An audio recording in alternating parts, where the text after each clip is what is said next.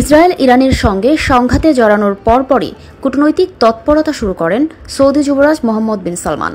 তেহরানে হামলা চালানোয় ইসরায়েলের নিন্দা জানানোর পাশাপাশি মার্কিন প্রেসিডেন্ট ডোনাল্ড ট্রাম্প থেকে শুরু করে ফ্রান্সের প্রেসিডেন্ট ইমানুয়েল ম্যাক্রোর সঙ্গেও কথা বলেন তিনি।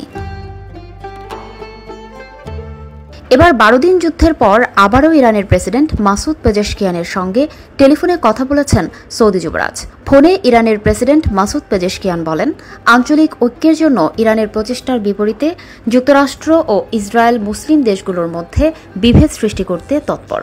ফিলিস্তিনি অধিকার, আঞ্চলিক স্থিতিশীলতা এবং বিদেশি হস্তক্ষেপ থেকে মুক্তির মতো অভিন্ন স্বার্থে আঞ্চলিক সহযোগিতা রোধ করার জন্য ওয়াশিংটন এবং তেল আবিবের তাদের প্রচেষ্টা অব্যাহত রেখেছে।